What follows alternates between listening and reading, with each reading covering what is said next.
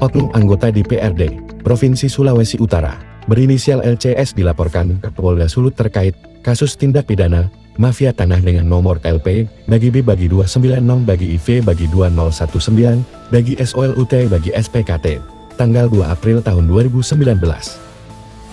Jadi memang kita kan lagi banyak perhatian ke operasi-operasi para mafia tanah.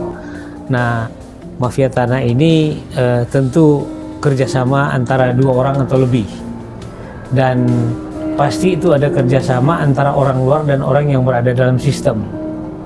Nah, banyak cara-cara atau operasi-operasi yang dilakukan. Yang paling pokok tujuannya adalah untuk menguasai objek tanah yang bukan hak mereka gitu. Nah, kemudian kebetulan yang kami tangani sekarang ini adalah salah satu praktik mafia tanah. Ya, kami belum menuduh oknum melakukan seseorang itu mafia tanah atau bukan. Tetapi dari cara-cara operasinya itu adalah cara-cara mafia tanah. Karena bagaimana dia menerbitkan suatu sertifikat tanah yang terlihat sah, tetapi dilahirkan dengan menggunakan dokumen-dokumen yang tidak sah. Nah, biasanya kan warka itu kalau sudah terbit sertifikatnya, warka ini kan jadi dokumen negara yang disimpan, yang tidak semua orang bisa lihat. Nah, yang kita temui sekarang di Manado seperti itu. Ternyata sertifikat itu diterbitkan bukan berdasarkan dokumen-dokumen yang berkaitan dengan objek tanah. Ya, contoh misalnya warka itu dibuat dari risalah lelang. Tapi setelah kita teliti, ternyata risalah lelang itu bukan objek yang dimaksud.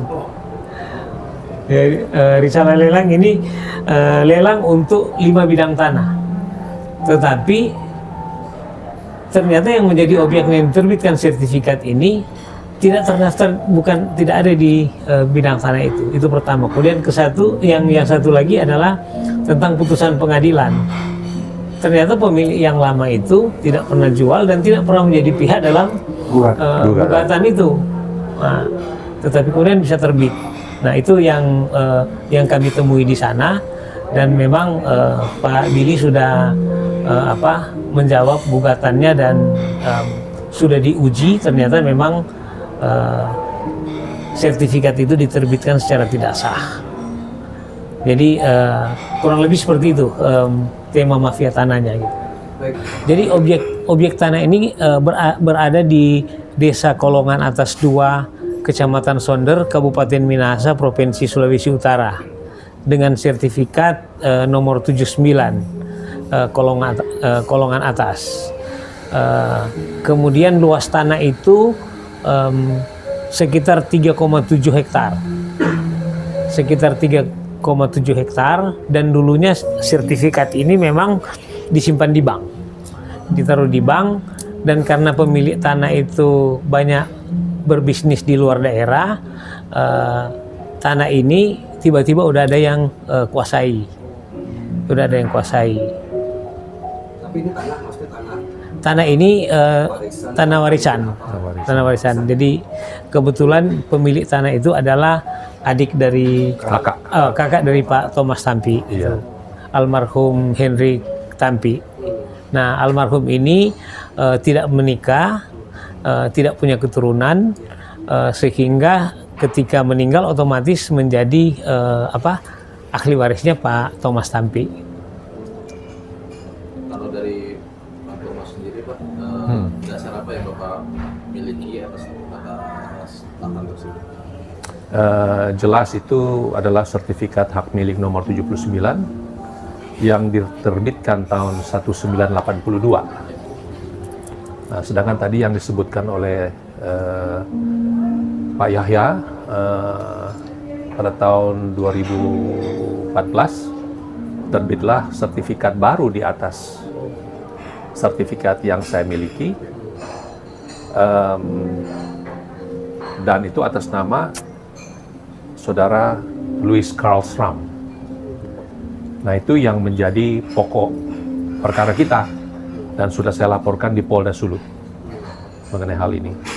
Bapak kenal dengan Pak Luis itu? Tidak sama sekali. Jadi tanpa sepengetahuan saya, keluarga dia sudah menguasai lahan selama kurang lebih mungkin 14 tahun 14 ya. tahun.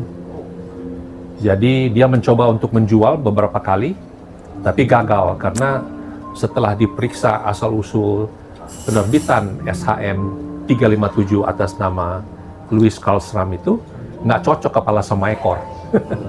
Jadi calon pembelinya mundur sendiri 2 kali dia, menurut informasi. Berarti Bapak mengetahui itu dari tahun berapa kalau itu sudah? Dia itu mungkin mencoba untuk menjualnya setelah tahun 2014 karena sertifikat itu kan timbul 2014. Jadi saya dengar itu mungkin sekitar tahun mungkin 2020 mungkin 2019 2020. Ya. Sebab laporan saya ke Polda itu kan tanggal 2 April 2019. Jadi setelah saya mengetahui bahwa dia menduduki lahan saya dan sudah ada sertifikat baru yang saya diberitahu oleh salah satu saksi dalam pengadilan, yaitu Ibu Nancy Waluko, bahwa dia itu sudah menerbitkan sertifikat di atas sertifikat saya. Dengan dasar itu saya melaporkan ke Polda. Itu. Tapi selama sekian tahun itu Bapak apakah cukup memperhatikan tanah di sana atau bagaimana? Setelah ada, Keluar, ya? iya, setelah ada pelaporan begitu tentu saya kunjungi karena saya bertugas di Jakarta. Jadi ya saya berpikir bahwa sertifikat ya sertifikat, siapa yang bisa mengambil gitu. Ternyata sertifikat ini walaupun ini saya punya tapi sudah diduduki orang. Itu yang saya kaget juga ya. Saya bukan pengusaha developer, jadi saya nggak secara langsung itu dulu kan milik kakak saya. Jadi seharusnya dia yang mempraktikkan, bukan saya. Saya kan hanya menerima warisan. Jadi ya situasinya seperti itu. Kalau dari tadi obrolan sekilas, Pak Pidi ini kan sempat awal mula ini sempat menangani ini sampai sekarang ya, karena langkah-langkah hukum tentu sudah dilakukan seperti perdata dan pidana. Namun sepertinya yang kita duga ini bermain tidak juga ditersangkakan atau ditindak. Nah, langkah hukum apa yang akan Bapak lakukan nanti untuk kasus ini? Pertama mungkin sedikit penampakan yang sudah disampaikan oleh Pak Yahya mengenai adanya dugaan praktik mafia tanah. Kita main di topik itu dulu. Karena ini ada kelindan, bukan cuma pengguna LCS sebagai pengguna tanah ini, tapi juga ada permainan dengan oknum BPN ketika itu. Karena disinyalir atau diduga atau kami mendapat informasi bahwa kepala BPN waktu itu Ibu Ellen Sembuk, saat yang hukum merupakan kerabat dekat dari Edi Sepang, yang notabene merupakan papa mantu dari LCS. Jadi mungkin ada sedikit permainan di situ. Kami tidak menjudge, tapi ada dugaan bahwa keterlibatan oknum-oknum seperti itu. Atau juga ada juga keterlibatan dari oknum kepala desa ketika itu yang mungkin masih menjawab sampai saat ini Bapak Iya. Ada beberapa informasi yang disampaikan ke BPN diduga tidak sesuai dengan kondisi tanah. Misalnya pernyataan bahwa kakak dari almarhum Henry Tampi memberikan surat bahwa dia bersedia untuk membebaskan tanah. Itu tidak pernah ada. Dan ini diduga ada juga semacam penghilangan berkas di Polda. Ya. Karena tadinya ini sudah diangkat menjadi penyidikan, dari penyelidikan ke penyidikan, artinya sudah ada tindak pidana, sudah dijalankan tindak pidana di sini. Tiba-tiba proses untuk mengangkat ini menjadi tersangka sangat lama. Dan ada dugaan pada eksposnya saya tidak, ada beberapa informasi dari kawan-kawan di Polda bahwa ketika diekspos dinyatakan bahwa ini berkas belum lengkap, surat yang diduga sebagai palsu belum ada. Dan dikonfrontir dengan beberapa penyidik, dia bilang ini ada, surat ini ada. Dan mungkin akan untuk langkah-langkah strategi yang untuk hukum selanjutnya kita serahkan ke Pak Yahya sebagai strategi mengatur strategi di bidang pidana. Dan ini kami yakinkan bahwa tidak berhenti di sini.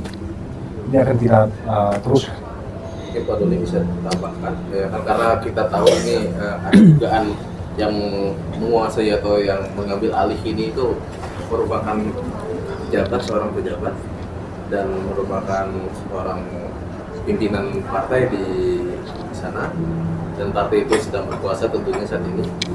Nah, kira-kira langkah apa yang akan Bapak lakukan untuk mencoba mengambil alih haknya Pak Thomas? Ya, memang pada dasarnya tanah sudah dalam penguasaan Pak Thomas. Cuma ada hal yang belum selesai, yaitu ketika Louis Carl Schramm ini menggugat Pak Thomas melakukan perbuatan melawan hukum karena menggunakan sertifikat 79 yang justru asli. Nah, itu yang telah mengganggu kredibilitas Pak Thomas. Pak Thomas ini adalah seorang bankir, seorang pengusaha, seorang rohaniawan. Sehingga begitu digugat perbuatan melawan hukum, kan ini reputasinya itu kan terganggu.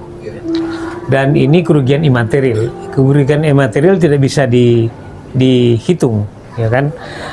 Kalau kerugian material mungkin kita sekarang sudah bisa kuasai, tapi kerugian imaterial yang belum. Oleh karena itu, langkah hukum yang kami lakukan, pertama, memang kami sudah melakukan mengirimkan somasi pertama dan kedua ke saudara Louis Carl Schramm. Kebetulan yang bersangkutan ini ketua DPC Partai Gerindra. Mohon maaf, kami harus menyampaikan apa adanya karena dipertanyakan. Dia ketua DPC Partai Gerindra Kota Manado. Kemudian sekarang dia sudah menjabat sebagai salah satu anggota Dewan Provinsi Sulawesi Utara, sehingga memang sudah cukup high profile gitu. Banyak orang yang mempertanyakan, ya mungkin pesimis juga, bisa enggak kita lakukan itu? Tetapi kebenaran adalah kebenaran, itu yang harus kami perjuangkan. Apalagi apa yang pernah disampaikan oleh Pak Presiden Prabowo, bahwa beliau tidak akan pandang bulu. Mau kader dia sendiri, kalau dia melakukan tindak pidana apalagi, ya tentu tidak akan dilindungi. Kami berharap itu memang akan terjadi gitu. Karena gini, sudah 2 kasus pidana yang dilakukan oleh LCS. Pertama adalah berkait dengan pasal 263 ayat 1, yaitu membuat surat palsu. Kemudian kedua, ayat 2-nya itu menggunakan surat palsu itu di pengadilan. Nah, itu yang sudah dilaporkan oleh Pak Thomas, yang sudah 5 tahun di Polda Sulut itu tidak berkembang penyidikannya. Makanya saya di beberapa kesempatan di media sosial saya sempat ngomong, ini penyidik yang tidak berkualitas atau terlapornya terlalu sakti. Saya sih berharap Pak Prabowo lebih sakti daripada orang-orang seperti ini ya. Oleh karena itu saya berharap ini bisa tuntas. Kemudian pidana kedua adalah ketika dia menggugat Pak Thomas melakukan perbuatan melawan hukum dan dia tidak mampu membuktikan dalilnya dia, ternyata dia menggunakan itu keterangan palsu di pengadilan. Nah, ini udah pidana juga nih, dan ini nggak bisa menghindar karena ini di peranata pengadilan, di sidang. Dia menggunakan dokumen-dokumen palsu, keterangan-keterangan palsu untuk membuktikan dalilnya. Dan setelah diuji di pengadilan di tingkat pertama dan banding, ternyata dia memang tidak mampu membuktikan dalilnya. Bahwa ternyata sertifikat 357 yang dia punya itu diterbitkan dengan menggunakan dokumen-dokumen yang tidak sah, dokumen-dokumen yang tidak ada kaitan dengan objek tersebut. Itu kan berarti menggunakan keterangan palsu di pengadilan. Nah, ini yang akan kami laporkan juga ke polisi. Jadi nanti akan jadi 2 laporan. Kami berharap penyidik tidak sulit membuktikan soal keterangan palsu di pengadilan, karena dia bisa pelajari dari putusan, baik putusan tingkat pertama maupun putusan tingkat banding. Saya berharap Kapolda Sulawesi Utara tidak menutup mata juga soal ini, ya kan? Dan berharap bahwa dengan kejadian ini ada kesempatan buat Pak Kapolda untuk menepis bahwa Pak Kapolda itu tidak tebang pilih. Karena kan kemarin di Sulawesi Utara sempat ada tuduhan-tuduhan bahwa Pak Kapolda melakukan tebang pilih. Nah, sekarang ada dari partai penguasa yang melanggar hukum. Saya berharap Pak Kapolda secara objektif juga harus melakukan tindakan ini. Dan ini karena ini kan kita tidak ngarang-ngarang. Yang bilang itu seperti itu kan di pengadilan. Hasil uji dari pengadilan. Saya berharap setelah ini kita akan melayangkan somasi 3. Minggu depan kita sudah ajukan gugatan perbuatan melawan hukum di pengadilan negeri Tondano, karena di sana yang terjadi lokusnya ada di sana. Kemudian bersamaan dengan itu kita masukkan laporan polisi tentang penggunaan keterangan palsu di pengadilan. Itu yang akan kami tempuh. Baik, mohon maaf Pak, karena Ya. mungkin kami belum terlalu menguasai begitu ya masalah. Ya.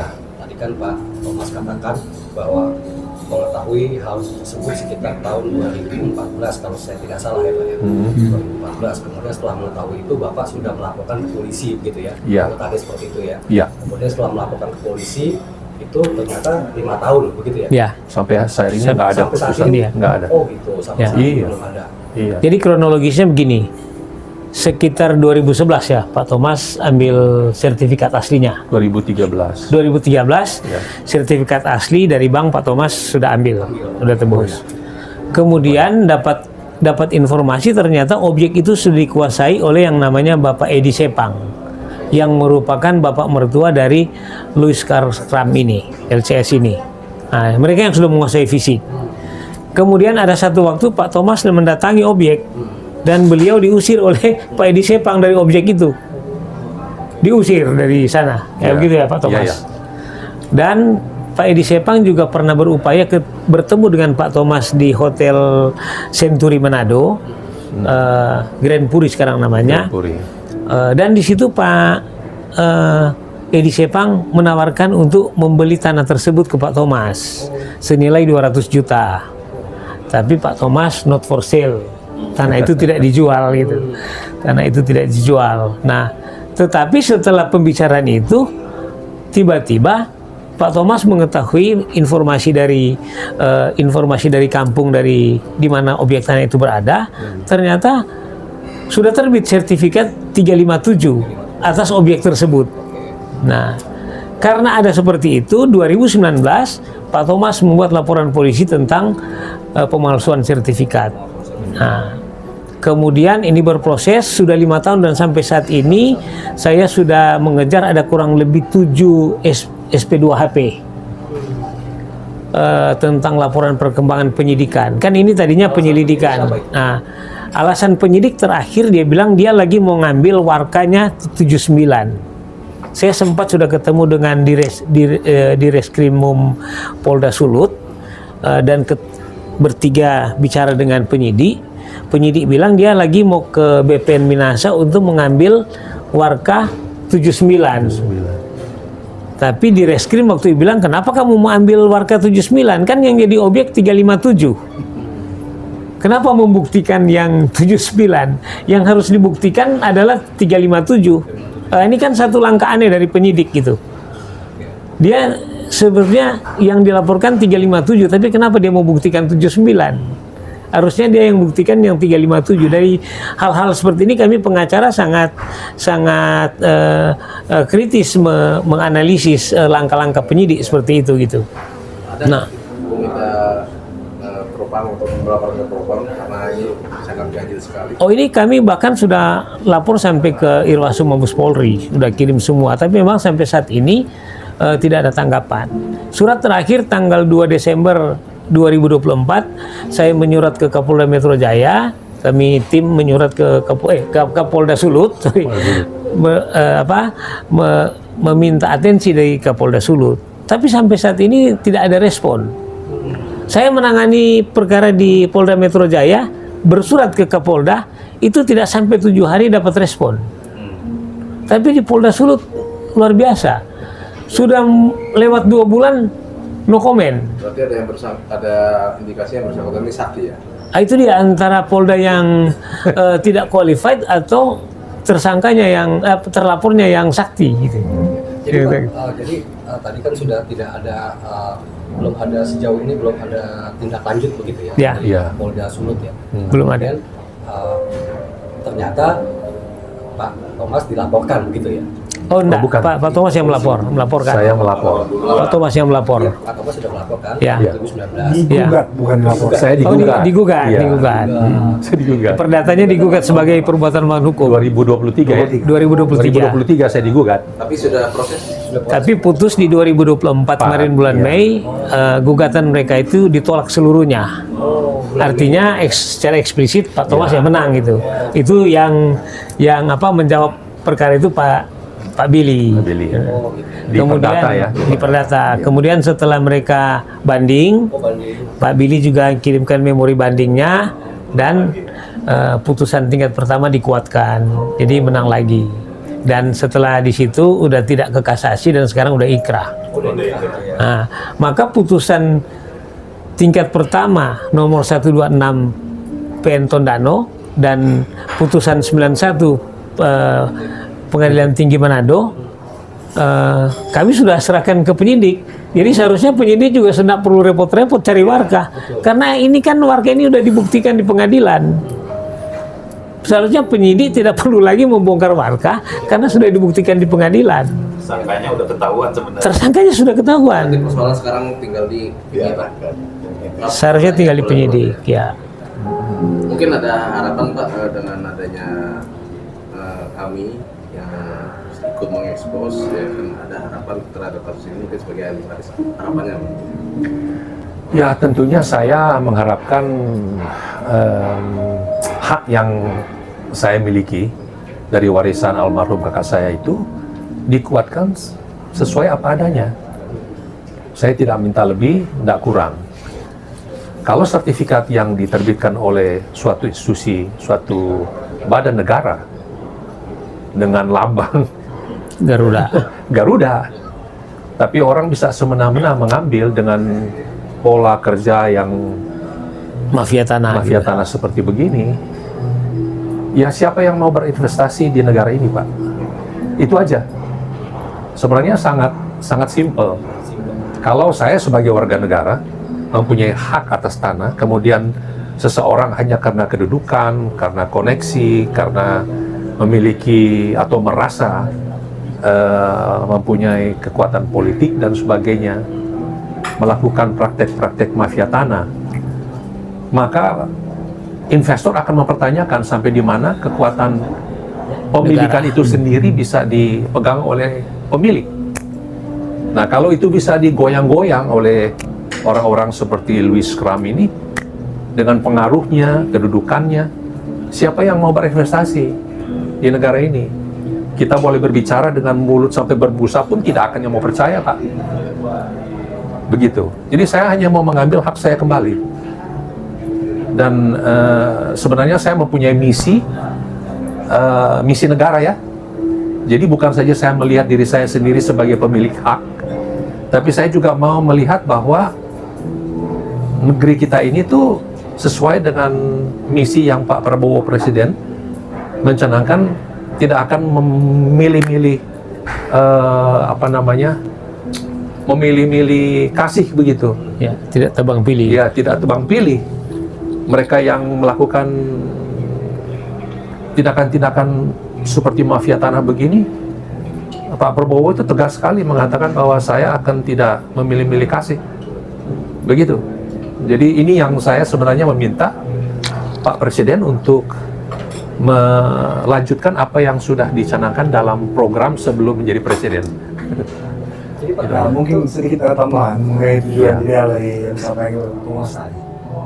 Ini sebetulnya untuk mencegah perbuatan ini mengulang. Iya. Artinya kenapa kalau kita mau bodoh-bodoh, kita sudah kuasai tanah, kita sudah menang secara perdata. Iya. Tapi apa tujuan akhirnya? Kalau mereka bisa main lagi. Jadi ini harus dituntaskan. Untuk ini sendiri sepertinya harus sesuai visi pemerintah juga, seperti yang sampaikan. Kalau kita biarkan orang-orang seperti ini melenggang, sampai kapan negeri ini begini saja? Stop itu sampai di sini. Apalagi yang saya sampaikan tadi, yang disampaikan oleh tim mengenai Ibu Elian Senduk, dia sudah beberapa kali dilaporkan dalam perkara pidana, bukan cuma dalam perkara ini saja. Itu adalah oknum BPN. Itu secara lembaga ini harus dibusahkan, harus dihabisi hal yang seperti ini. Sudah pensiun. Ketika menjabat dia menerbitkan. Sudah disampaikan oleh tim tadi bahwa 2013 sertifikat ini masih di tangan Bank Mandiri, Bank Budidaya sebelumnya. Dia yang meroya tanda tangan di dalam sertifikat ini untuk dikembalikan ke Pak Thomas. Tiba-tiba 2014 dia menerbitkan sertifikat 3,7 yang sama. atas objek yang sama, oknum yang sama. Padahal Bisa dibayangkan. dulu ya Pak ya. Artinya dia tahu persis dalam objek yang sama ini, dia tahu persis ada hak orang lain di situ. Tiba-tiba Dia tahu. objek 357 orang yang sama yang menandatangani penerbitan sertifikat. Pak, Ini kalau bukan lucu boleh lagi. tahu, Nilai nominalnya berapa sih Pak dari tanah itu kira-kira? Ya kalau di daerah itu mungkin nggak begitu besar lah ya. Kalaupun dipukul 200.000 main Lebih. Hah? Di sana di atas 700 itu. Oh, taruhlah 500 ya. Taruhlah 500 ya, kalau 3,7 ya. Ya lumayan Pak. Tapi kalau dari sudut Pak Thomas sebetulnya bukan dinilai ekonomis Iya, itu betul. karena dari nilai historikal keluarga gitu. Ya. Dan reputasi saya yang Nah, report. karena dia gugat saya, Iya. bapak-bapak kan media. Kalau orang umum, Jejak ya Pak ya. orang umum dia Google nama saya keluar Ada tuh. Keluar Pak. Ya. Sama, saya juga digugat pernah Iya kan? keluar Keluar. nama saya. Nah orang-orang begini yang melihat, Iya. me-Google nama, mereka tidak menyelidiki secara detail kasusnya apa, Ya. putusannya seperti apa. Mereka hanya lihat, oh Tergugat. Thomas Tampi tergugat. Loh, iya, tapi urusannya kan panjang, bukan cuma di situ. Mereka nggak baca tuh bawahnya. Ya.